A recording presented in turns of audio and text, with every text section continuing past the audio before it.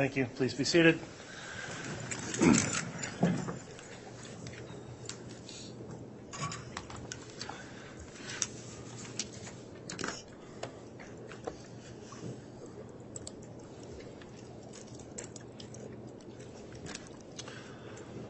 All right, we are, excuse me, we're on the record on case CR 22-21-1624, State of Idaho versus Lori Noreen Vallow.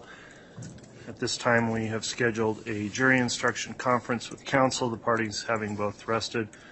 I'll note on the record that earlier today, the court conducted an informal conference with the parties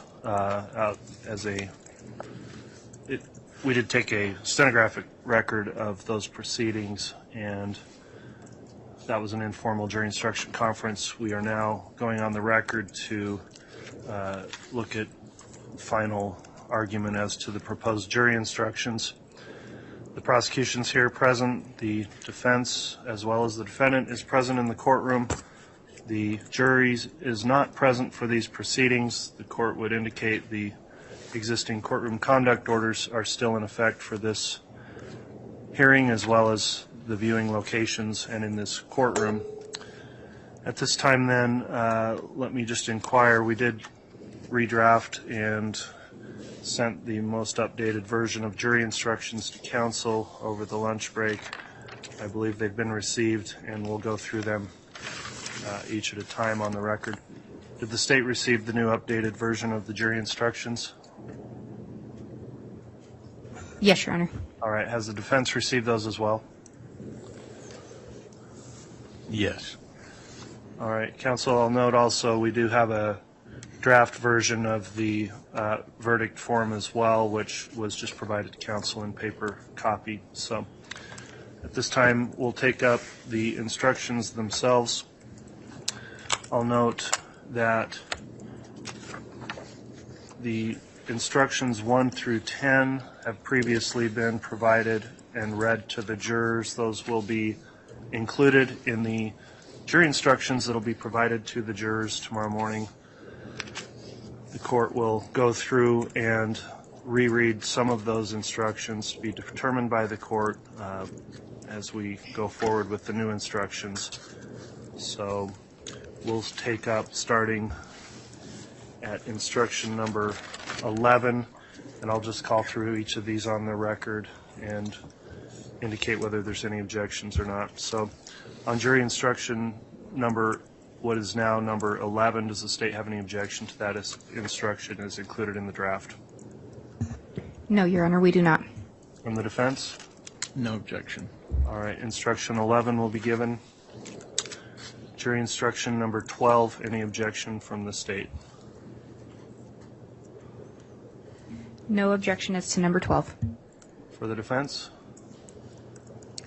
Your Honor, we had previously brought up that some of the evidence or some of the exhibits are not evidence. I think jury instruction, the following one, number 13, may cover that.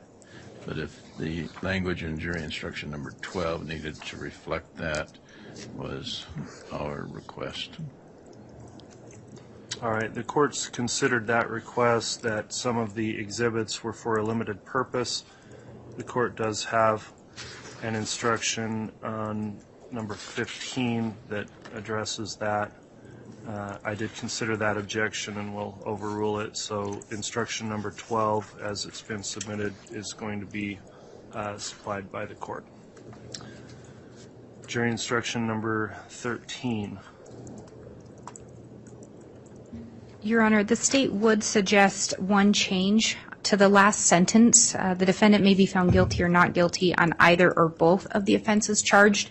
I think we would suggest that be changed to any or all of the offenses, since there are more than 2 charged. All right, response to that from the state? That makes sense, since there's more than 2 charges. Okay, that's a good catch. Thanks, counsel. We will amend jury instruction number 13 to conform with multiple charges here, so we'll get an amended version of that, which will not say either or both, so we'll correct that language. Thank you, counsel. Jury instruction number 14. The state has no objection to 14. The defense? On jury instruction 14, we proposed language to clearly identify what the court is talking about here. We proposed language that would, this evidence includes incidents in Arizona, including Charles Vallow, Brandon Bedreau, and 404B evidence. Since that's what this instruction is referring to, we thought a further explanation would assist the jury. All right. Does the state have a response to that? Your Honor, I think the state had previously indicated, and our position would be that adding that additional information may only confuse the jurors. The state's recollection and understanding is some of the evidence that came in regarding those individuals did not fall under 404B. While we recognize some did, and probably the majority, I think the court gave appropriate instructions throughout, and if anything, only a mention to those instructions given by the court. I believe those may be covered further in the jury instructions, but we believe the appropriate instructions have been given, and 14 as drafted would be the least confusing mechanism for the jury to receive this instruction. All right. Thank you, Ms. Blake. The court has considered the comment from both the defense and the state. After the informal conference this morning, we did add a sentence into this instruction, which is the second sentence that states, at the time this evidence was introduced, you were advised of its limited purpose.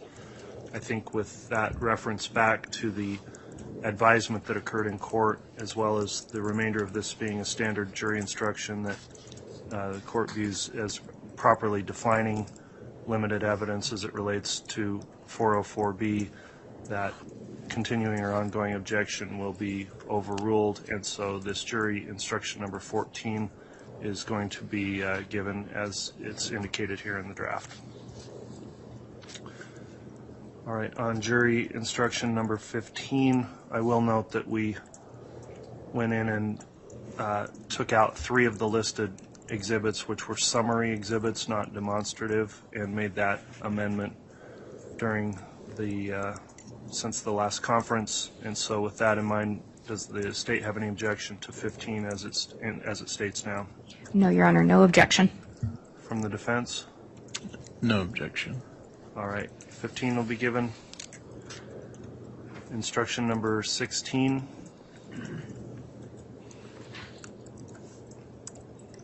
Any objection from the state? The state has no objection. From the defense?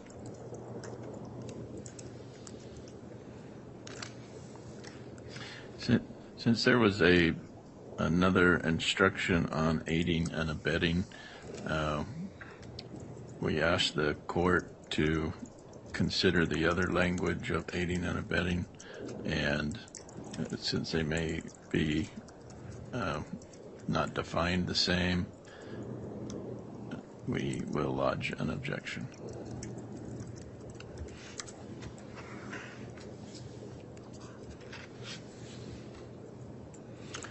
All right, does the state have any response to that objection? Yes, Your Honor. I do not see this jury instruction as providing a definition for aiding and abetting. I think that is provided in a later jury instruction. While I recognize that language is included here, there's no definition that the state sees as being provided. So we think the jury instruction should stand as is and let aiding and abetting be defined later on.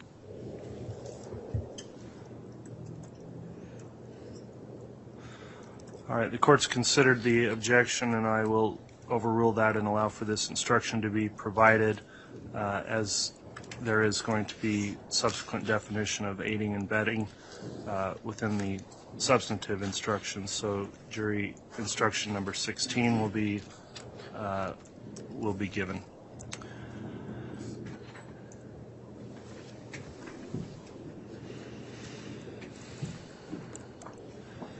Jury instruction number 17. Any objection from the state? No objection from the state. No objection, Your Honor. Thank you. 17 will be given. Instruction number 18. Any objection on that from the state? No objection from the state. From the defense? No objection. Very well. 18 will be given to the jurors. Jury instruction number 19. Response from the state? The state has no objection, Your Honor. All right, and I will note on that one there were some revisions made as well on the break as accounting for the description of the crimes and the conspiracy charges. Mr. Archibald, upon review of that, does the defense have any objection to the way it's now written?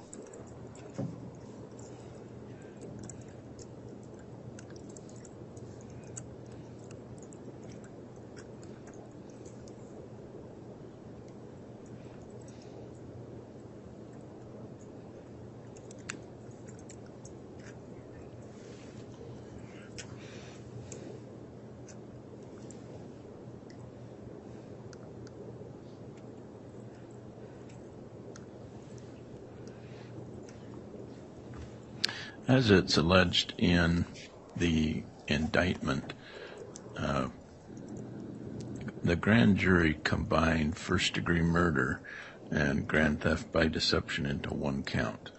That's count 1, and then both charges combined in count 3. I think the way jury instruction number 19 reads is that the jury in this case should consider those crimes separately. We've previously objected to that, and we've previously asked the court to send the indictment back to the grand jury for clarification if it was one crime or two crimes. And so we believe jury instruction 19 does not accurately reflect how my client was indicted by the grand jury. All right, does the state have a response to the defense objection on 19? Yes, Your Honor. In looking at 19, there's a breakdown of counts 1 and 3, which included the crimes of first-degree murder and grand theft by deception, and then it references count 5, which is just an agreement to commit first-degree murder. Looking at the language moving forward, I don't have the same concern as defense. I don't see how there's any confusion with regard to what crimes are charged within each count. So I believe the way that it's written now would comply with the standard ICGs and be appropriate. And I don't see it as being confusing, indicating they don't need to agree upon every detail, and then defining or talking about how an agreement can be established. So we would request that it remain as written.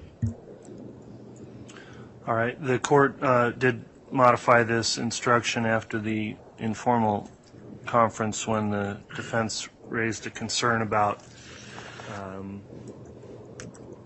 the conjunctive, having murder and grand theft by deception together, and whether that was a crime singular or crime plural. In order to resolve any confusion that could result, the court went back to the language of the indictment itself, now the amended indictment, and took the actual language out of there, indicating that on counts 1 and 3 it is crimes of first-degree murder and grand theft by deception. So with that clarification, the court will keep this jury instruction as now modified and overrule the objection of the defense. So jury instruction number 19 will be given. Jury instruction number 20 from the state. Any objection? No objection from the state. For the defense? No objection. 20 will be given. Instruction 21 from No the state? objection. Okay. Oh, I apologize, Your Honor. No objection from the state. No objection. All right, 21 will be given. Instruction 22? No objection from the state. For the defense?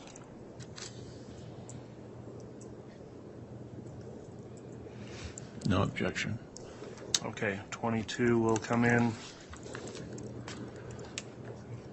23? No objection from the state. For the defense? No objection. All right, that one will be provided. Instruction 24 for the state, No objection, Your Honor. for the defense. No objection. Very well. Instruction 25, I'll note this is one that was modified after objections were lodged, and with the new instruction, let me first hear from the state. Is there any objection to instruction 25 as it's now written? No objection, Your Honor. For the defendant. Our previous objection was to the addition of the federal agency or United States of America, so we'll stand by that objection. Okay, I'll note the instruction initially did not contain that federal agency or United States of America language. The court considered that objection and it was added in. Again, looking at the amended indictment as it's charged and relating to who person would be defined as within the theft offenses charged, the court finds it appropriate to include that information based on the request of the state. So the objections overruled and instruction 25 will be provided. Number 26 from the state. No objection, Your Honor. For the defense. No objection. All right, that one will come in. Number 27 No objection from the state. for the defense. Your Honor, this jury instruction number 27 was a subject of the amended indictment with different code sections and different definitions of theft. So where there's been some confusion on whether my client is charged with intent to deceive or intent to deprive, we lodge an objection. Okay, what's the response from the state? Your Honor, the state's response is this is in compliance with the standard Idaho proposed jury instructions. It also, regardless of which code section it's charged under, theft would always include the wrongful taking, obtaining, or withholding of property from the owner of another. The difference would be potentially by which means that was done. But given the court's ruling on that and the language reflected in the indictment, as well as the evidence that came in, we feel that this does conform in all aspects. All right, I've considered the objection on jury instruction number 27 as it relates to how the amended indictment now reads. The court does find that's an appropriate instruction that will assist the jurors in applying the law to the facts of this case. So jury instruction number 27 will be provided. Jury instruction number 28. The state has no objection. All right, and this is a long instruction. If you need a moment to continue to look at that, Mr. Archibald, you may.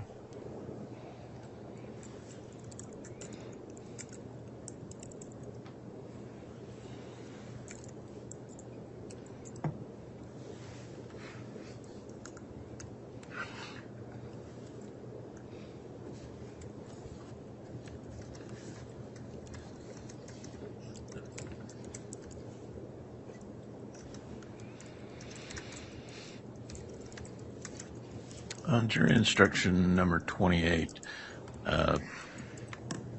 the defense lodged an objection due to the language in this instruction not mirroring the indictment from the grand jury. The indictment from the grand jury, the defense had requested that it be sent back to the grand jury for clarification, and this is now reflecting that issue, that the jury instruction tries to clarify what the grand jury could not. So we believe that that's improper for the court to fix the grand jury's errors. Some of the errors are contained in paragraph 3, where the and or language has been added. That's not what the grand jury indicted my client on. grand jury indicted Lori Vallow and Chad Daybell and Alex Cox and other co-conspirators. This jury instruction now says Lori with Chad and or Alex. So it's giving the state of Idaho more options in their charging, giving the jury more options to convict that the grand jury did not indict my client on. Also in paragraph 4, the grand jury described murder and grand theft as one charge. Again, the defense asked the indictment be sent back to the grand jury for clarification, and that request was denied. So we're stuck with murder and grand theft being one crime, not multiple crimes in paragraph 4. In paragraph 5, we believe this misstates the crime.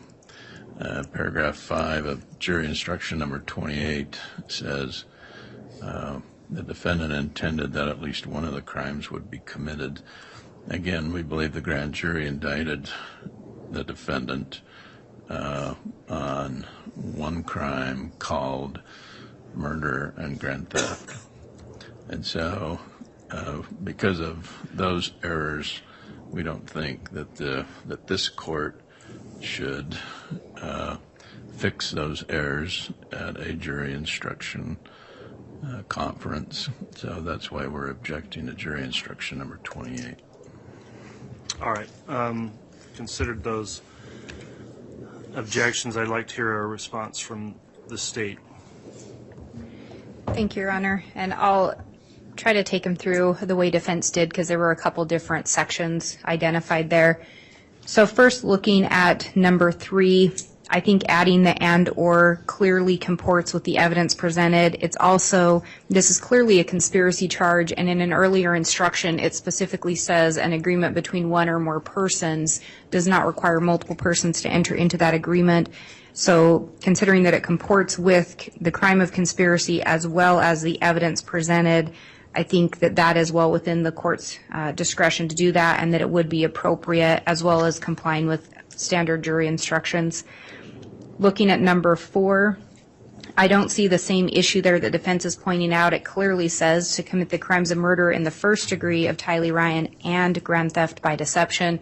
I don't see where those are separated out differently. I think the and is there. So I think that is written appropriately, and I'm not sure of the objection there.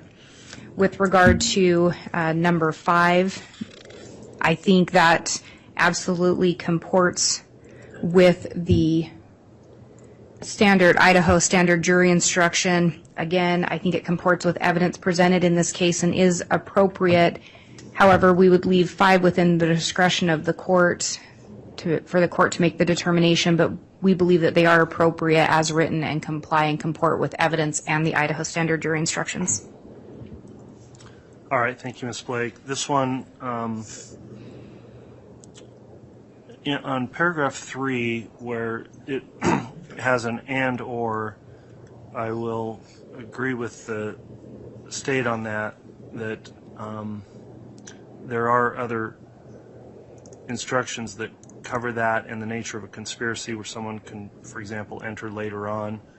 I think the evidence presented and the way it was charged in this case, it does not have the and or language in the information, which I considered, but also looking at the evidence that came about, and it does list all 3 people as co-conspirators, Lori Noreen Vallow, Chad Daybell, and Alex Cox.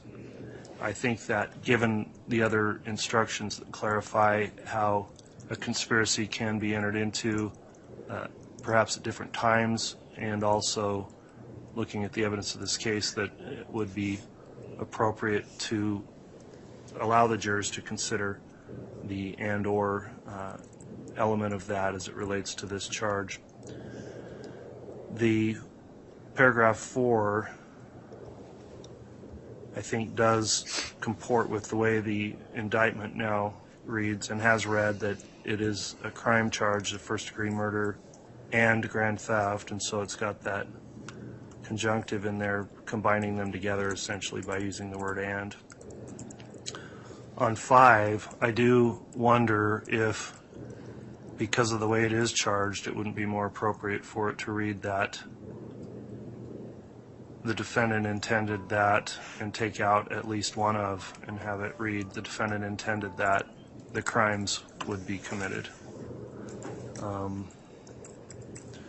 So if I remove the at least one of language, that I think may assist the defense, at least in terms of their addressing that question of whether or not this provides an option that's not contained in the charging document. I'm not entirely sure I want to remove that or not, but I'd like to hear some further commentary if you think that would be an appropriate way to amend that to more accurately reflect.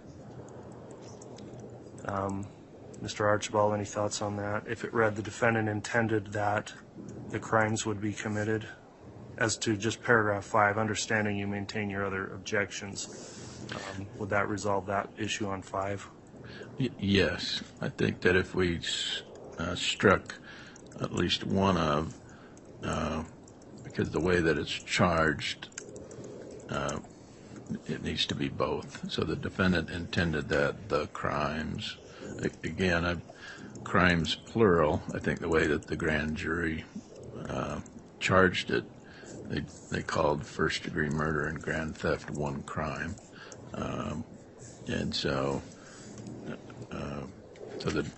if paragraph 5 reads the defendant intended that the crime would be committed. All right. Any further response on that from the state? Your Honor, I think given the nature of the defense's concern and maybe even what sounds like the court's concern, while the state does believe that this complies with the standard jury instructions and that I think there is other language contained in the instructions regarding there doesn't have to be agreement as to every element or every act taken, I think given the concerns, the state would defer to the court on this. Again, we think it complies, but we would just defer to the court's discretion. Okay. Thank you, Ms. Blake.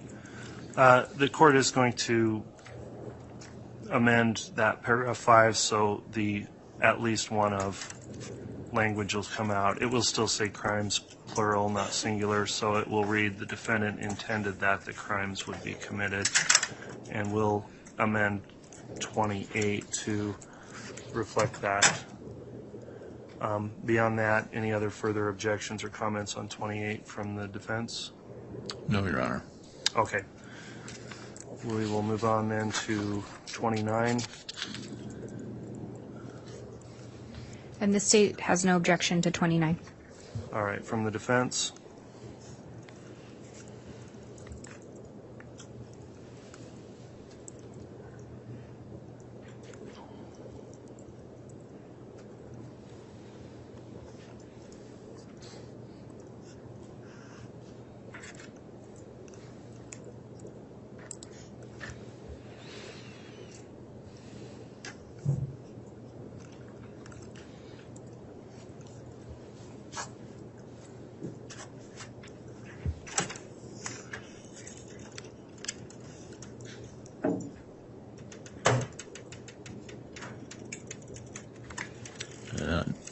No objection to instruction number 29. Very well. Instruction 29 will be provided. Instruction number 30. I'll just note here, this instruction in many ways tracks instruction 28 that we just went through.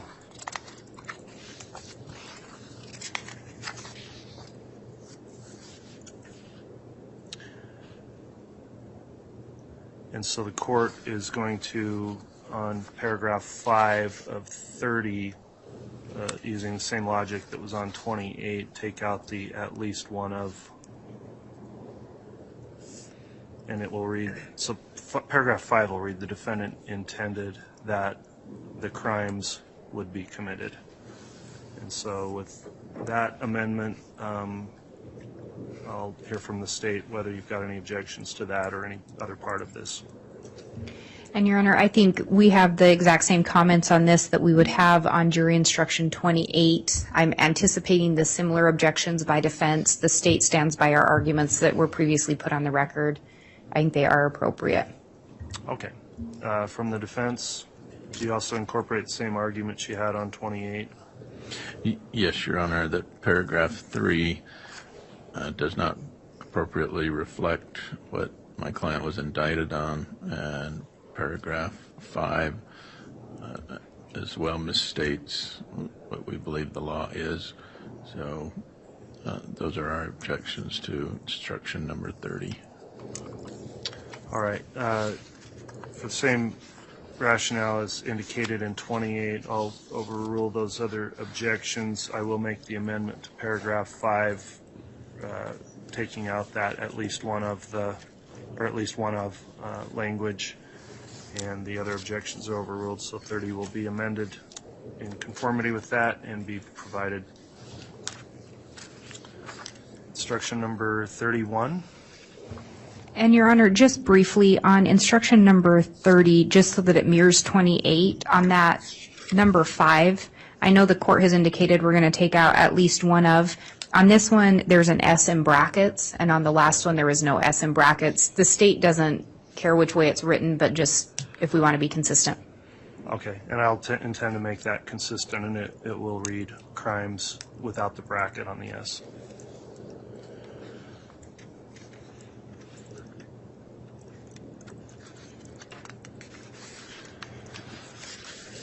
All right, let's look at 31 next. The state does not have any objection to 31.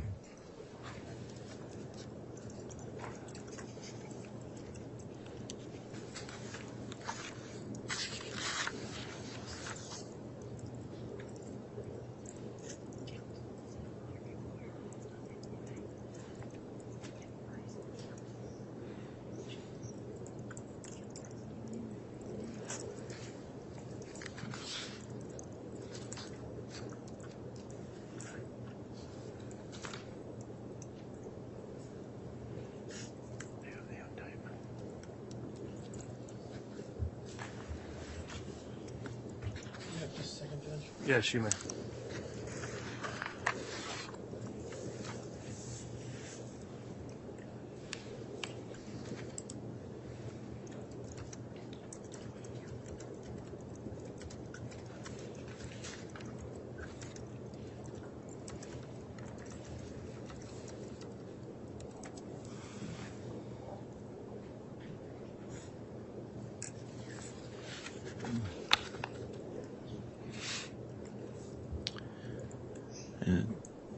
In jury instruction number 31, we had brought to the court's attention that the way this jury instruction reads is not how the grand jury indicted her. And in counts 2 and 4, the way my client was indicted says that as part of a common scheme or plan or continuing criminal transaction between Madison and Fremont counties, was concerned in the commission of a first-degree murder and did aid and abet in its commission, or not being present, advised and encouraged its commission, or by command compelled another to commit the crime, and did so with malice aforethought, and did so willfully, deliberately, and with premeditation. So the way jury instruction number 31 reads, the defendant engaged in conduct or did aid, abet, advise, counsel, or procure another to engage in conduct which caused the death of J.J. Vallow with malice aforethought, and the murder was willful, deliberate, and premeditated. So my client was indicted as part of a common scheme or plan or continuing criminal transaction. That's not contained in jury instruction 31. The word counsel in jury instruction number 31 was not part of her indictment.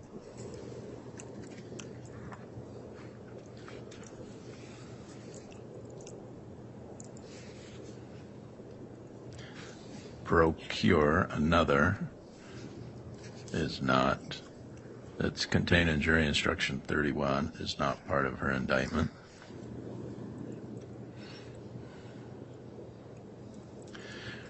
So we believe the court in jury instruction number 31 is instructing this jury completely different than how the grand jury indicted her.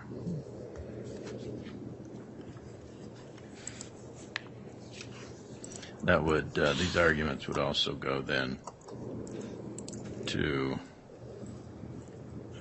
the previous count 2 in the indictment, or instruction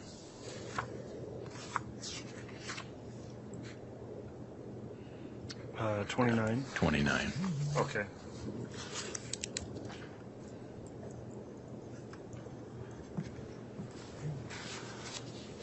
All right, so the, paraphrasing here, but the defense has raised an objection, and now I'm addressing the state that I recognize there's Idaho Criminal Jury Instruction 704A, which is the standard instruction for first-degree murder, malice aforethought, contains certain language in that, and they are objecting based on differing language contained in the indictment. So how does the state respond to that disparity between the language of the indictment and the language of the standard malice aforethought jury instruction? Thank you, Your Honor. With regard to the first part, the common scheme or plan or continuing criminal transaction between Madison and Fremont counties in Idaho, the state's position would be that was a preliminary issue regarding venue in order to have both counties as a potential place where the crime was committed when the actual element is to prove within the state of Idaho. So that was a preliminary issue dealing with venue, and I do not believe is a required element to be proven, so would not be included on jury instructions. So that's the state's response with regard to that. The second part, we would argue that this does comport with the standard Idaho criminal jury instructions, and it is the language contained under the statute for which Ms. Vallow is currently charged. With regard to the language comes from the principal statute under the Idaho Code, and then is attached to the crime of first-degree murder as a principle to first-degree murder. So the language is contained within the statute, and the language does comport with the Idaho standard criminal jury instructions.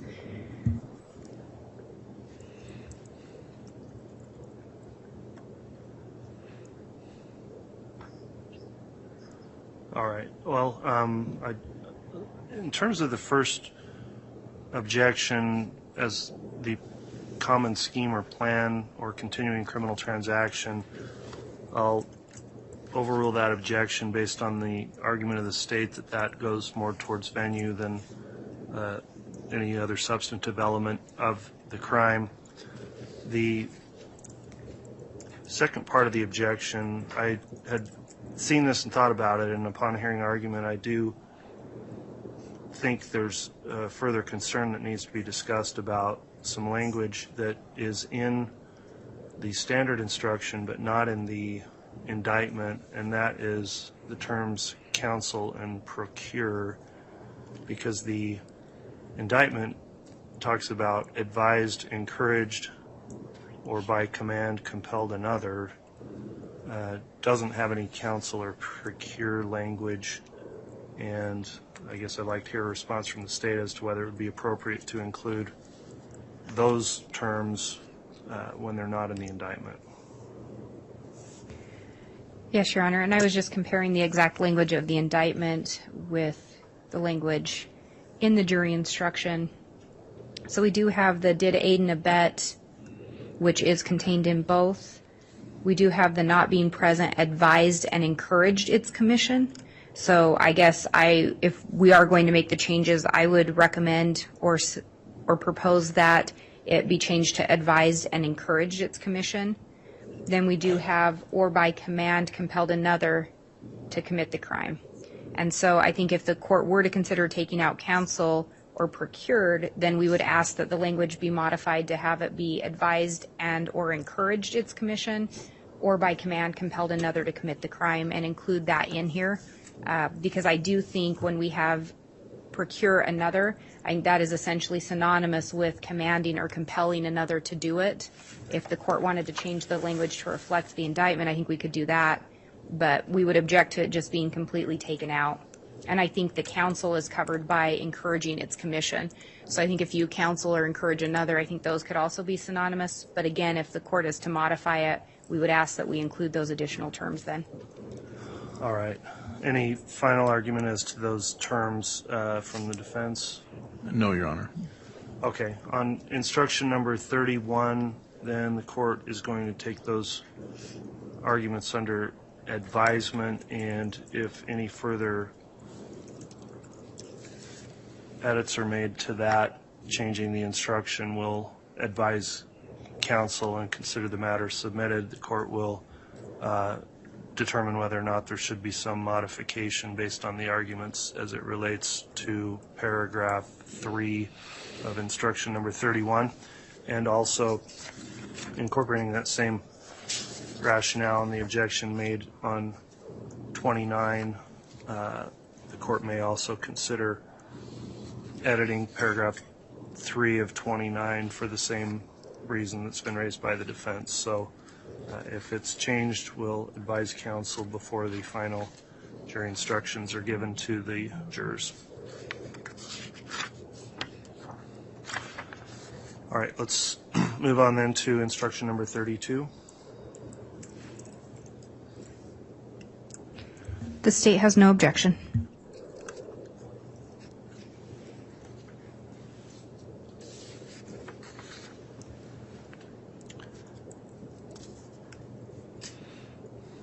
Mr. Archibald?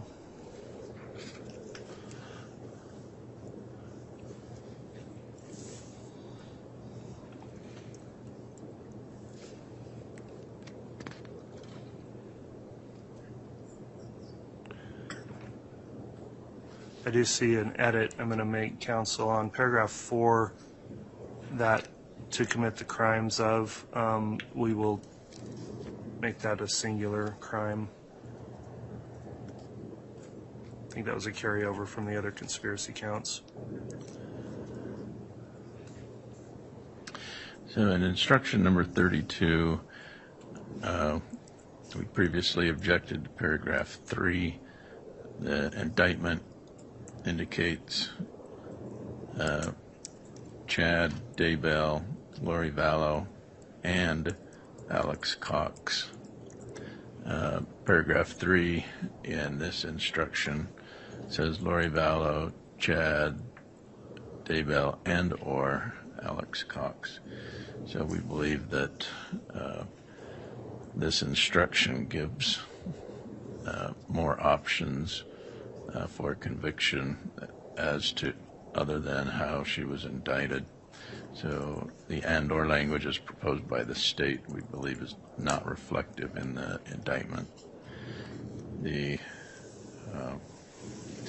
indictment contains language as part of a continuing transaction, common scheme or plan, did willfully and knowingly combine, conspire, confederate. That language is not included in instruction number 32. Did combine or conspire to commit murder. That language is not in instruction number 32. So, again, we're concerned that the court is simplifying the matter for the jury in this case, where the grand jury did have some additional language. And we had previously asked for the indictment to be sent back for clarification. That request was denied. So we think likewise this court should not in essence grant that at this time. Okay, I've considered those objections, and let me hear a response from the state, if you would, Ms. Blake. Thank you, Your Honor. And before I respond, just briefly, in looking at this again on 6B, it appears that it has September with a large I or a Roman numeral 1. I don't know if we want to change that to the standard. That would be the number 1? Yes, the number 1. It was probably put in as a Roman numeral or. Okay. I think that's a clerical mistake we can correct on 6B to make that September 1.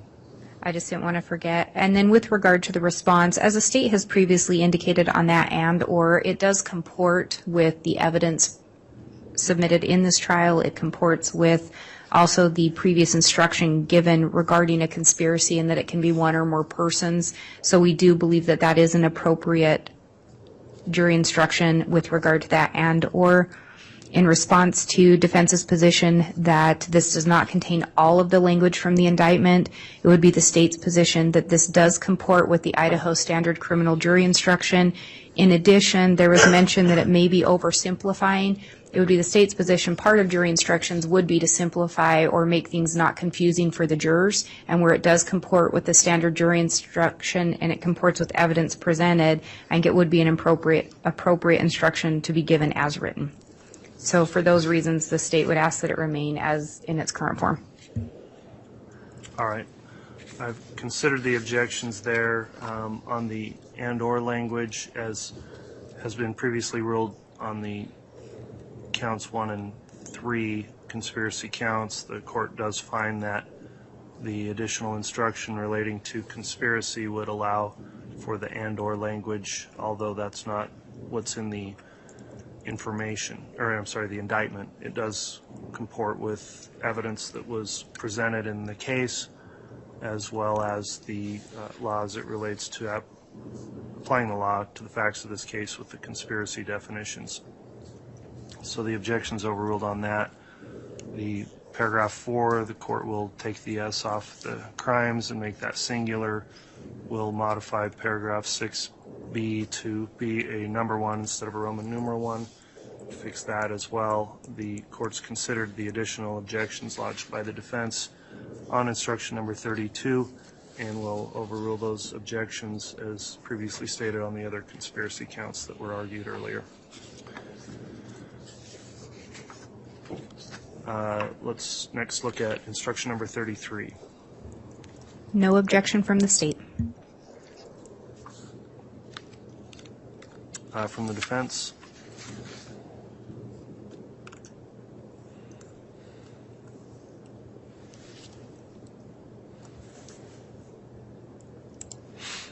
Yes, we previously objected to jury instruction 33 because the state yesterday asked for an amended indictment to clarify what type of theft they were seeking because of different code sections were reflected differently in the indictment, and so whether she's charged with intent to deceive or intent to deprive, those are different. Those are different meanings. So basically, jury instruction number 33 says it doesn't matter. So it doesn't matter why seek out the amended indictment. So that's why we object to instruction number 33. All right, response from the state on that? Thank you, Your Honor. And this is very similar to jury instruction 27 that we previously discussed regarding that language. The state's position would be, again, that this would be compliant with the Idaho Standard Criminal Jury Instructions. It is also contained within the language in the indictment. I know there's been reference back to that amendment made to the indictment multiple times. The amendment was made to correct a clerical error regarding a code section, not the language itself. So it would be reflective of what's in the indictment. Generally speaking, under theft, the theft can be committed by either taking, withholding, or detaining. So the jury instruction just simply indicates that either or any of those could be an option. I don't think that that is in opposition to what has been presented in the indictment, and again is allowed under the Idaho Standard Criminal Jury Instructions.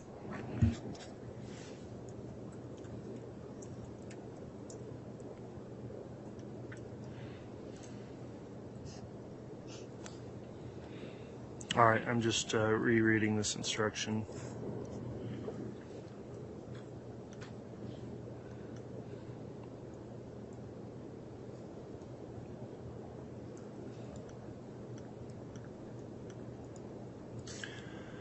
All right, I've considered the argument from the defense on instruction number 33. There's some case law that also talks about jury instructions. There's a case, State versus Lees. It's a Idaho Court of Appeals case. Don't have a good site, but it's 364-16210 Westlaw 9587784. But anyway, it cites to other cases, the Severson case, 147 Idaho at 710, and talks about instructions that are on the nature and elements of the crime charged and essential legal principles applicable to the evidence that has been admitted. So I think it is within the discretion of the court to allow for instructions that also go towards the nature of the evidence that's been admitted in the case and not only the charging documents.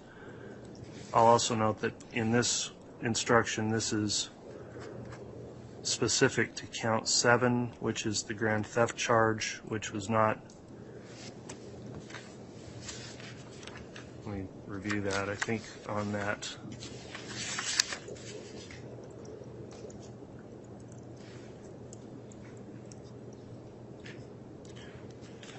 Was that charge amended as part of the amended information to change the code site? No, Your Honor. Within the indictment, I think that one had. Oh, just one moment.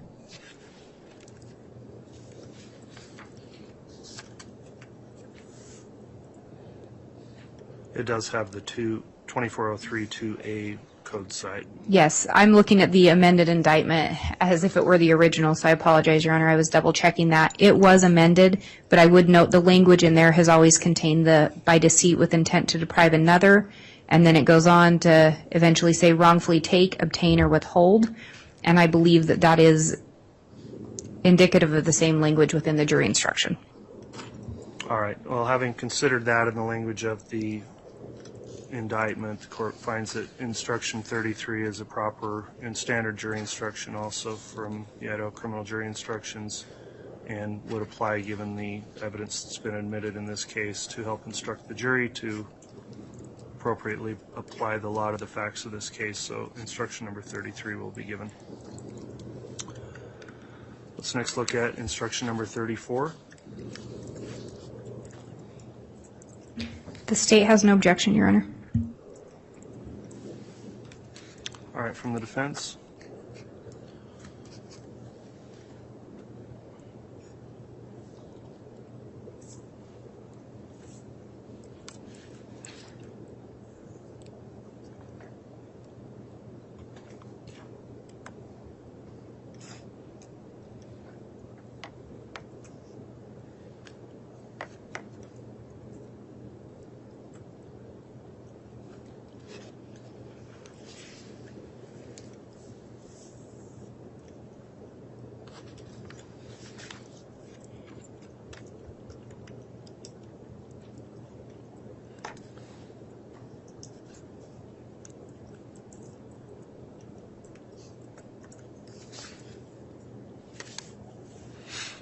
No, instruction number 34 does not contain the same language as the indictment from the grand jury regarding the elements of grand theft.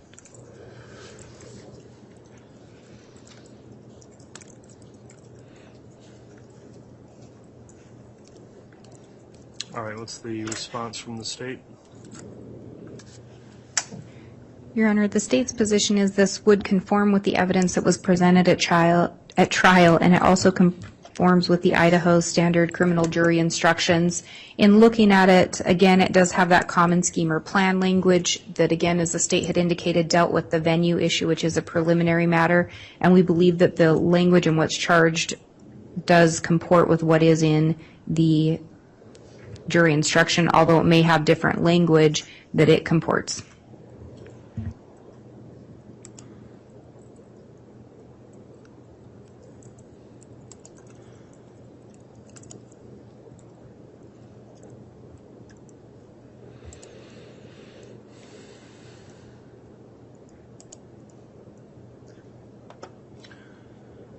On this instruction, the court did review the language of the amended indictment as well as the standard jury instruction,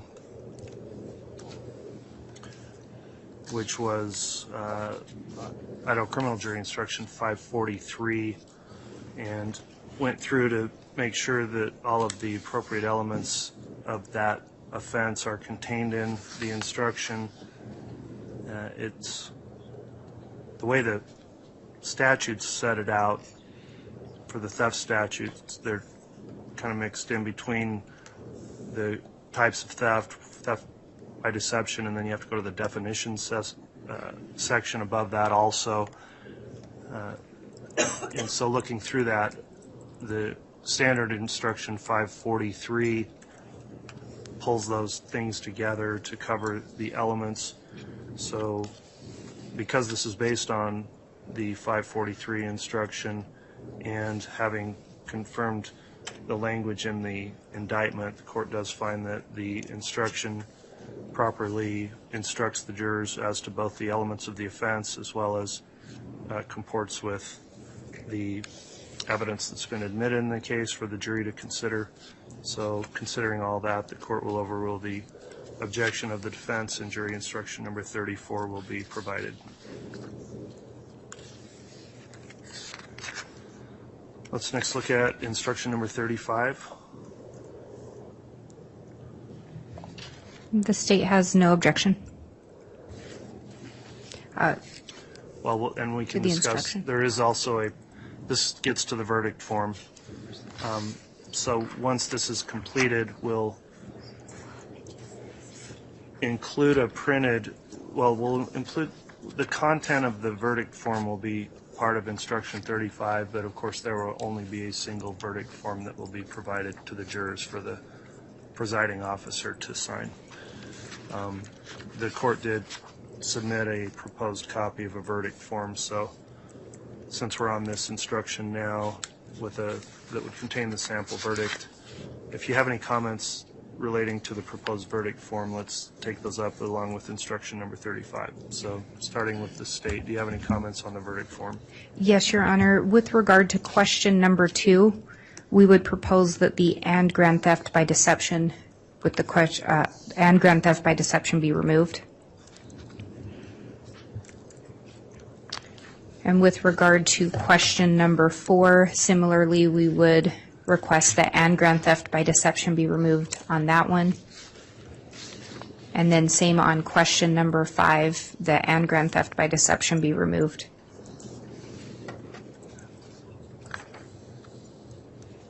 I believe those are the only proposed changes by the state.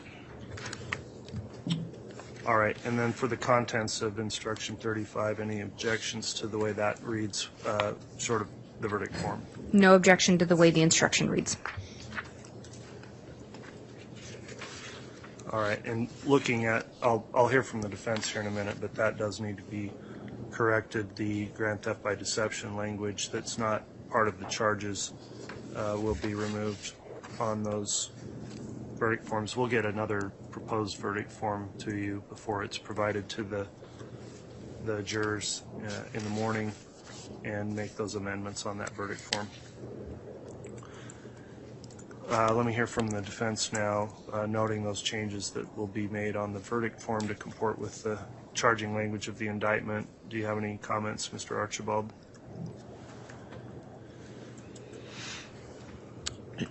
In the questions, it asks, is she guilty or not guilty?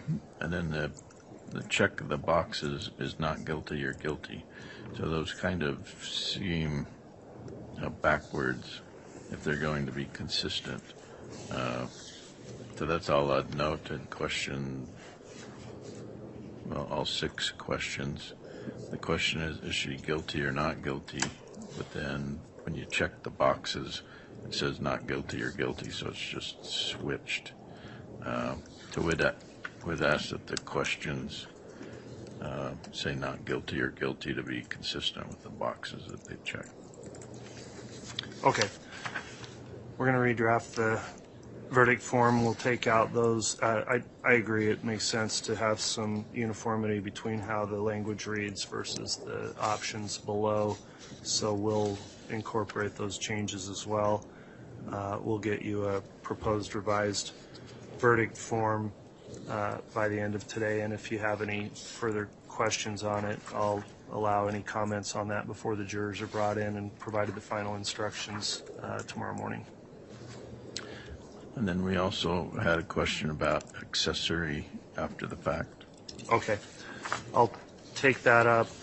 Let's finish the last couple of instructions and then we can go to your proposed accessory instruction. So 36 is a standard instruction I believe counsel agreed to yesterday. Is there any objection on 36? Not from the state, Your Honor. Thank you. From the defense? No objection. Okay, 36 will be provided. 37 is a instruction about exhibits, and any objection on the way that's written now from the state? No objection from the state, Your Honor. Any objection from the defense on 37? No objection. All right, that'll be provided. Jury instruction 38 is an instruction for the jurors to select a presiding officer. It's a standard instruction. Any objection from the state? No objection from the state. All right, from the defense, any objection? No objection. That'll be provided. And then finally, the final instruction on 39 on deliberations and how those are done is from the standard instruction. Any response on 39 from the state? No objection from the state. For the defense? No objection. All right. So the next issue we'll take up then as it relates to a proposal that the court include an accessory instruction in this case. Mr. Archibald, I haven't seen a proposed instruction, but you've argued for one that was, I think it's the instruction number 310 of the criminal jury instructions you wanted. Yes. Idaho Criminal Jury Instruction 310 is a reflection of Idaho Code Section 18-205. A person who knows a felony was committed and willfully conceals it from a peace officer is guilty as an accessory. So there has been evidence submitted during this case that a reasonable jury could conclude that if she's not guilty of murder, she's certainly guilty of knowing a felony was committed and lied about it to police. And so the accessory charge here, even though she's not charged with accessory, we believe it's a reasonable interpretation for the jury to consider that rather than if they do not convict her on murder. All right, so if the instruction were given as to which counts would you request that would apply to? I think it would apply to all of them, except the grand theft. So count one, if the jury believes, well, she didn't kill anybody, but she certainly lied about it. I think that would apply to counts 1, 2, 3, 4, and 5. And then count 7, the grand theft of Social Security funds. It probably would not apply to that, but it would apply to counts 1 through 5.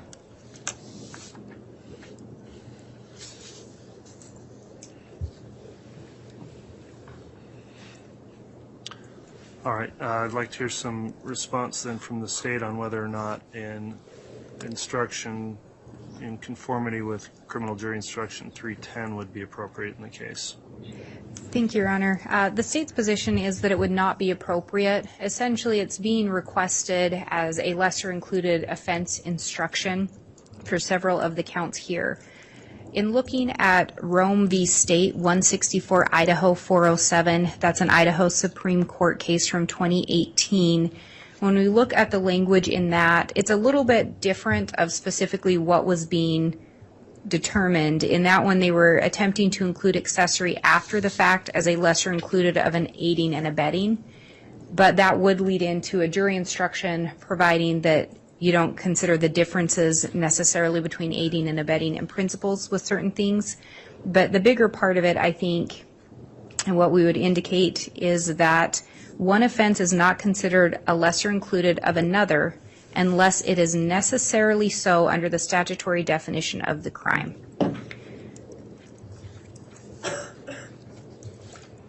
And further, an offense will be deemed to be a lesser included offense of another greater offense if all the elements required to sustain a conviction of the lesser included offense are included within the elements needed to sustain a conviction of the greater offense. As a result, an offense is not a lesser included if it is possible to commit the greater offense without committing the lesser offense. And when we look at accessories defined, and specifically the Idaho Code 18205, all persons or accessories who, having knowledge that a felony has been committed, willfully withhold or conceal it from a peace officer, judge, magistrate, grand jury, or trial jury.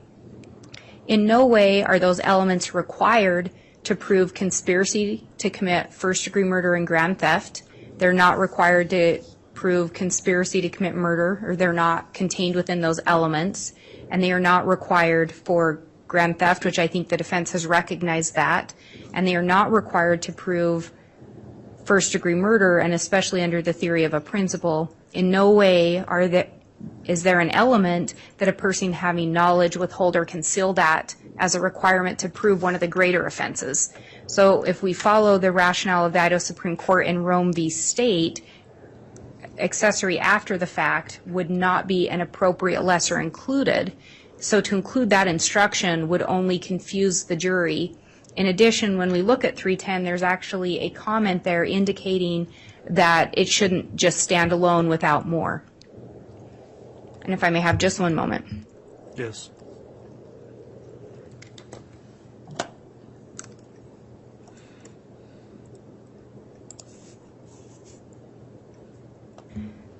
So given, again, looking at that standard jury instruction in conjunction with the 18205, Idaho Code 18205 that it mirrors, and then looking at the case law from the Idaho Supreme Court, it simply is not an appropriate jury instruction and would only lead to confuse the issues and confuse the jury because it is not an appropriate lesser included offense. So for those reasons, we would request that the court deny the defense request to have that jury instruction added. All right, any response from the defense before I make a ruling on this proposed instruction? No, Your Honor. All right, the court's considered the defense request to include the accessory instruction. As noted, it wouldn't apply to the count 7 grand theft charge because that charge is only as against the defendant here. The accessory instruction talks about another person, so it talks about the person charged. If you willfully conceal it says a person who knows a felony was committed and willfully conceals it and protects the person charged is guilty as an accessory. I've considered the argument by the state for the rationale stated in Rome versus State about whether or not it's an appropriate lesser included offense, and considering the evidence that's been presented as well as in this case just the evidence by the case in chief, and there wasn't a defense case put on, other than through cross-examination. I've considered that. Looking at the elements charged in those conspiracy counts and the murder counts, also the court has to consider that with the conspiracy charges and the way the conspiracy law is defined, where someone can join a conspiracy later, the accessory instruction, I think, would not be applicable when the conspiracy charges have been charged on counts 1, I think it's 1, 3, and 5. I'll also note the evidence in this case was that the defendant was part of the conspiracy from the time before any of these alleged acts were committed. There wasn't any direct evidence that there was no knowledge of this before the alleged acts that are charged in counts 1, counts 3, and 5 for the conspiracy charges, so I'd find it would be an inappropriate instruction for those. And then also as it relates to the other charges, 2 and 4 for the murder charges, again, the evidence would have to support for the jurors to find that there was some knowledge of the defendant, and I don't really recall any evidence directly relating to any express knowledge. There's circumstantial evidence, but that would indicate that knowledge only would have occurred after the fact, so all the allegations were the knowledge occurred before and after. And looking at that as well as the elements of conspiracy, and again the comment in the instruction under 310, which cites the State versus Teasley case and also the Rome versus State case, the State has cited to, I think that it would be an instruction that would not properly advise the jurors of the evidence that's been here as it relates to the charges, as well as I think it would potentially confuse the jurors as well. So the court is going to deny, based on the evidence that was presented in trial, the defense request for an accessory instruction, and the court determined that would not be appropriate here. For those reasons, then we're not going to allow for the accessory instruction as either a freestanding option or to be in combination with the charges in the case. So that'll be the ruling on that request. Counsel, we do have a new proposed verdict form that's ready to be reviewed. Why don't we take a quick recess, maybe for just 5 or 10 minutes, and then we can come back on the record and go back to the verdict form. I'll get a copy provided to you, and then we can determine whether that's sufficient. All rise.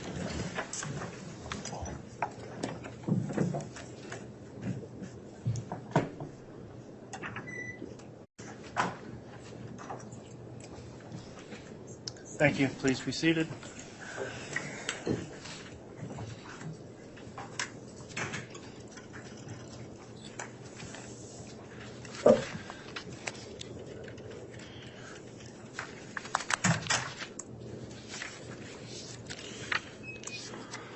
Okay, we're back on the record on case CR 22-21-1624, State of Idaho versus Lori Noreen Vallow. We took a recess while we redrafted the proposed verdict form. I just wanted to go through that issue again before we conclude. So that would relate to our jury instruction number 35, which would contain within that instruction a content of this proposed form. So has the state seen the revised verdict form now? Yes, Your Honor. Does the state have any comments on the verdict form or approve the verdict form as it's now written? We approve the verdict form as written. All right. Has the defense been able to review that? Yes, Your Honor. All right. Does the defense have any comment on the verdict form or any suggested further edits?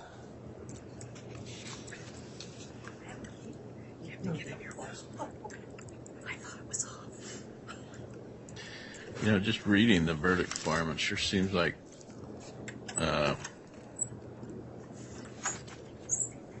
question number 6 is pretty similar to question 1 and 3,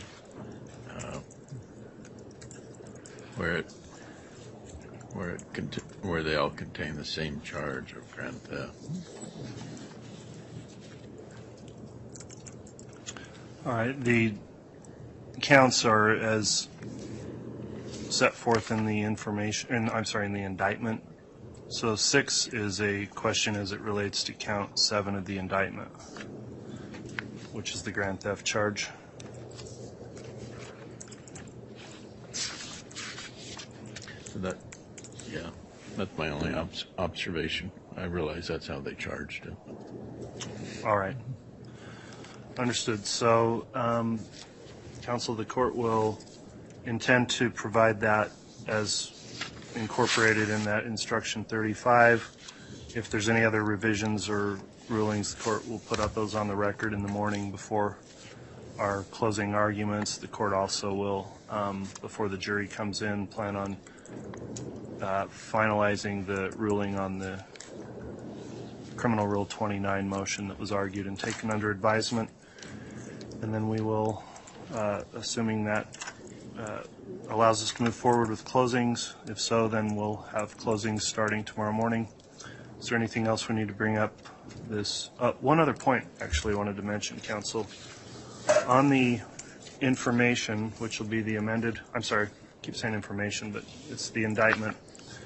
On the amended indictment, the jurors have not had a copy of that previously provided. They've been read from it in the instructions, but they will, in deliberations, have a copy of that.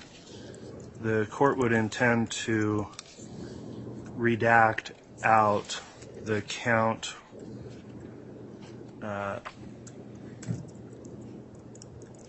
counts 6 and 8 and 9 that relate only to Chad Daybell and the defendant's not charged with. I think just leaving those in there may create some unnecessary confusion for jurors since those counts are not being considered. I'd like to hear if there's any comment on that plan to redact those uncharged counts as against this defendant from the amended indictment before it's provided to the jurors.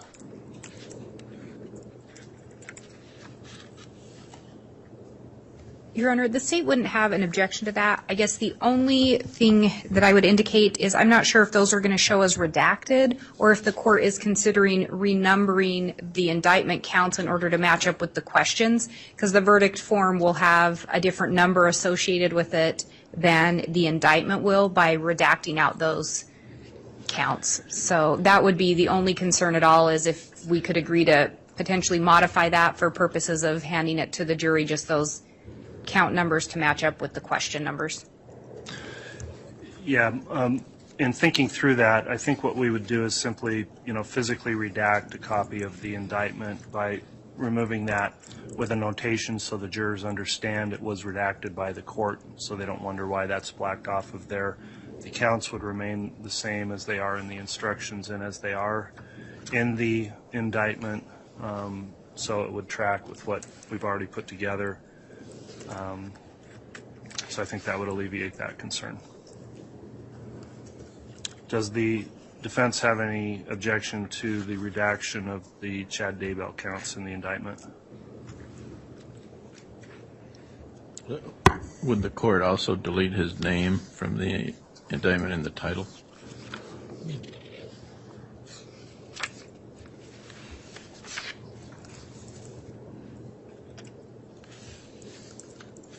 And Your Honor, if the court could be heard on that, if the court is considering that. Yeah, go ahead.